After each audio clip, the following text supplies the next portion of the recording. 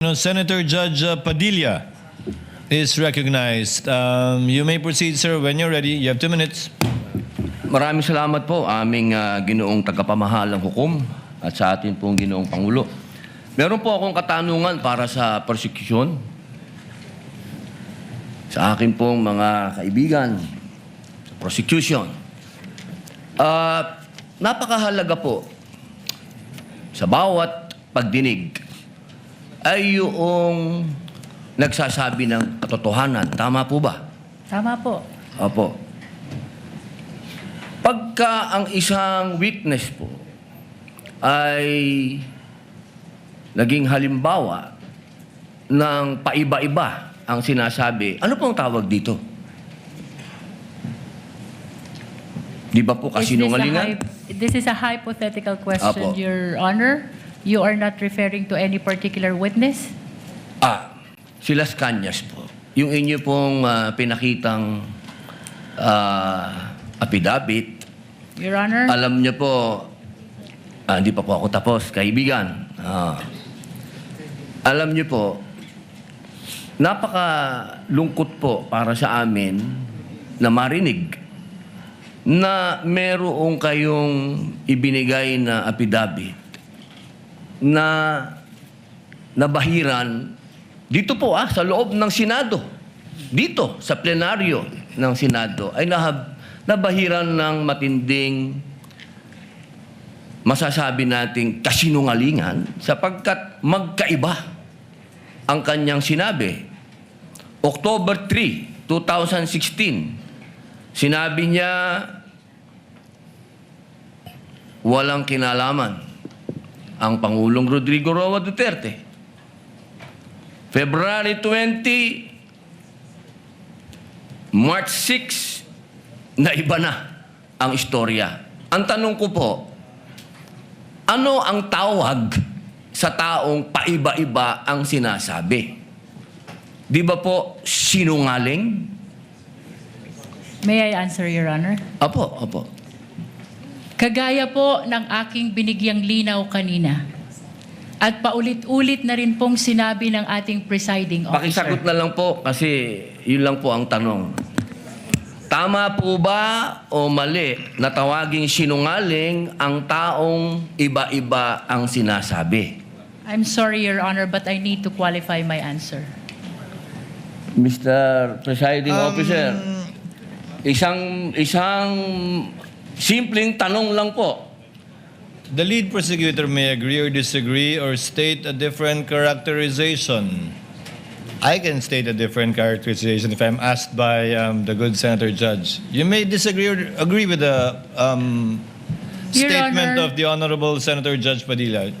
Feel free to say no or yes, Counsel. kagalang-galang ng mga senator judges at sa atin pong mga nanonood na kababayan.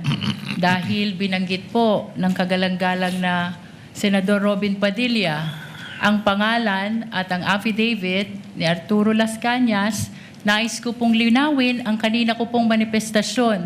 Ito po ay ipresenta sa impeachment court bilang bahagi ng testimonya ng witness. Hindi pa din po sinasagot ang... Lead prosecutor, the response, it's not responsive to the question of Senator Judge Padilla. Allow me to, if the good Senator Judge will allow the presiding officer, pwede ba nating sabihin, lead prosecutor, na ang testigong pabago-bago ang kanyang testimonya sa magkakaibang petsa o araw o panahon ay isang testigong hindi maaasahan? Without particular reference to Arturo Las Sa Cañas, pangkalahatan, I agree with you, Honorable Presiding Officer. Posible nagsisinungaling siya sa isa, nagsasabi ng totoo sa isa, o nagsisinungaling sa isa, nagsasabi ng totoo sa isa. Hindi na natin malalaman yun. Tama po ba yan? Without particular reference to Arturo Las Cañas, I agree with you, Honorable Presiding Officer. Thank you. Maraming salamat po, aming ginoong You may proceed, tagapamahalang hukom. Senator Judge Padilla. Opo. Kasi po, katulad po ng sinabi ng aming Senator Judge, 10,000 hours, Pampilo Lacson, napakaliwanag po ng sinabi niya. At kami din po dito, ako po mismo ay gumawa din ng panukala na dapat yung mga nagsisinungaling dito yung mga paiba-iba ng testimony na nagiging aming mga witness ay dagdagan dapat ang sintensya ng perjury. Kailangan amendahan ang batas na yan. Ngayon, bilang pakiusap po sa inyo, sa prosecution, pwede po ba na sana ay maiwasan natin ang pagbibigay ng witness na may kasong perjury? Hindi na po ito si Las Cañas. Ang sinasabi ko po ay yung dalawang mahal nating witness, si Attorney Jeremy Lotok at si NBI Agent Talilong, na sa mga oras na ito ay may kasong hinaharap na perjury. Pwede po bang iwasan natin na may mga ganito tayong witness para ang nasasakdal po kasi dito ay ibinoto ng 32 million na tao. Sana po, aming mga mahal na kaibigan sa prosecution, ay isipin nating mabuti bago po tayo magbigay ng mga witness na may perjury na kaso o nagkaroon po kami ng dahilan na gumawa ng amenda na itong perjury ay amendahan.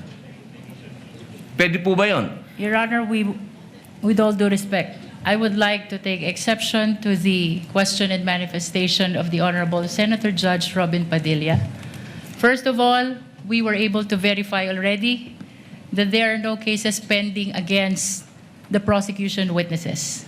In addition, Your Honor, and only to respond to the concern of the Honorable Senator Judge Padilla, ang conviction po ay hindi ground for disqualification unless it is final and unless it is punishable by more than 1 year and that the crime constitutes moral turpitude. Alam niyo po, napakaganda po ng inyong sagot. Sana hindi one-sided ang ating persecution. Ano? Kasi, alam niyo, pag kayo ang pagpabor sa inyo, alam niyo, bawal po ang ginagawa. Kindly maintain Presiding order officer, within the bawal court. po ang ginagawa nitong nasa harap natin, nagkukomento. Kindly maintain order in the court. The Sergeant at Arms, by authority of the Senate President, is directed to kindly maintain. Hindi po order in the sila allowed mag-ingay. Korte po ito. Thank you. You may proceed, Senator Judge. Who was speaking? Ako po. You may proceed, Senator Judge. I was Padilla. interrupted. With due English. apologies. So, ibig niyo pong sabihin, yung mga senator judges dito ngayon na humaharap sa kaso, na hindi po pinapayagan ng ombudsman at hindi pa rin sila guilty, ano pong ibig niyo sabihin? Your Honor, with all due respect, ang question niyo po kanina ay kaugnay ng pagtistigo. Testigo nga, Referring to judges the nga yung witnesses of sinasabi the eh. prosecution, Your Honor. Ang usapan po ay yung guilty or not guilty. Okay? So, tatanong na po ako ng bago. Opo. Pwede po ba? May I be clarified, Your Honor, on your last question about the senator you said are facing cases? Lead counsel, I think that was more Alam of niyo a- po, malinaw na po yung sinabi ko and wala po kayong karapatan magtanong Hindi, sa Senator Judge. diliwanagin ko nga po. I think Senator Judge Padilla was making a manifestation and not posing a question to the lead prosecutor in relation to our two colleagues. You may proceed, Senator Judge Padilla. Maraming salamat po, Ginoong tagapamahalang hukom. Pwede na po ba tayong mag-advance ng katanungan? Yes, Your Honor. Apo. Yung pong sinasabi ninyo, bakit nyo po nababanggit ang ICC dito? Ano po ang kinalaman ng ICC dito sa ating pagdinig? With all due respect, Honorable Senator Judge Robin Padilla, kagaya po ng nabanggit ko na, At marahil panglima ng banggit ng presiding officer. Nabanggit po ang ICC, kaugnay ng affidavit ni Las Cañas na ipirinisinta po ng prosecution bilang bahagi lamang ng testimonya ng witness at bilang bahagi ng naging investigasyon ng Special Task Force ng NBI. Maraming salamat po. Senator Judge Padilla will please wind up. You can Opo. avail of a second round if you wish. Opo. Maraming salamat po.